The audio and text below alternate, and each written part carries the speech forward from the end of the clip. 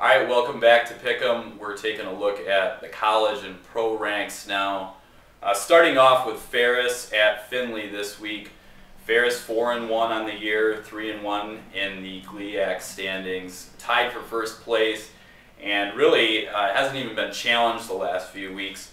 They've got another game against what a lot of people would consider to be a lower tier team in Findlay. However, this is a Findlay team that beat Grand Valley earlier this season, so they are a bit of a threat. So Bob, how much of a threat is Findlay, and is this a case that the Bulldogs have to be looking out for possibly an upset alert? I think if you talk to Jeff Pierce, he'll tell you, you got every game in the GLIAC is the big game, and the fact that they beat Grand Valley, who's been for the last probably decade been one of the top teams, not in the GLIAC but in the country. Does say something about them, but Ferris State's offense is just clicking so well. I can't see Findlay stopping them. All right, what about you, Brandon? I mean, is this a Findlay team that poses a threat, and if so, who do you got winning this one? Absolutely, they're a threat. You're going to Ohio. You're playing them on their home field. They've already beaten Grand Valley, so they know they can play with the best in the conference.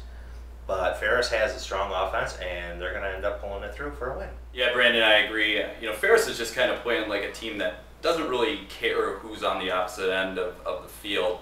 It's just a team that's clicking on both sides of the ball. I think Ferris actually wins this one big, and probably by at least a couple touchdowns.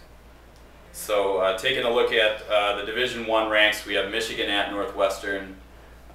Michigan starting off 5-0, number 12 in the country. There's a lot of people that are debating whether they're really that good, but they have a tough test on the road against Northwestern this week. A team that has kind of struggled in the early going, but gets its starting quarterback Dan Persa back this week. Bob, is this a game where Michigan has to worry about suffering that first loss this season? Absolutely. Northwestern runs the offense that Michigan just doesn't seem to know how to stop, and that's the spread. Teams that run the spread on them had the last 3-4 years have gone big.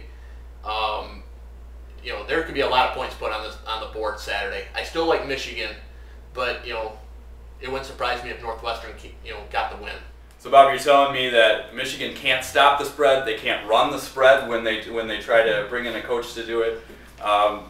I gotta wonder, Brandon, looking at this week's game, do you feel the same way as Bob that this is going to be a pretty close one?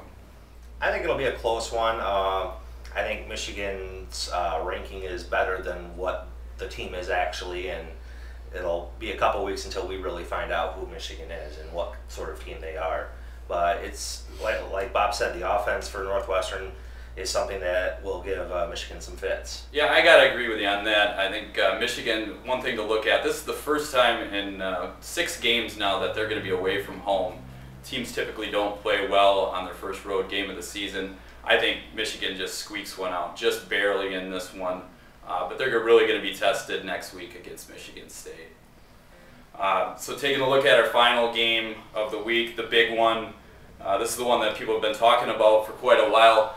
Detroit 4-0, Monday Night Football against Chicago.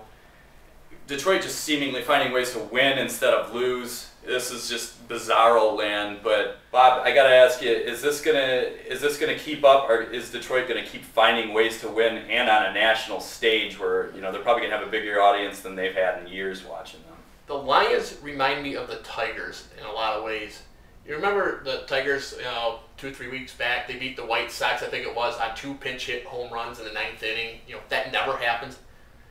2 defensive touchdowns last week against Detroit. You just don't expect it. Someone's smiling down on Detroit right now. I don't see it stopping Monday night. The Bears cannot protect the quarterback. It's the one thing that the Lions can do is get after the quarterback. I think it's going to be a Lions victory. Okay, Brandon, same question.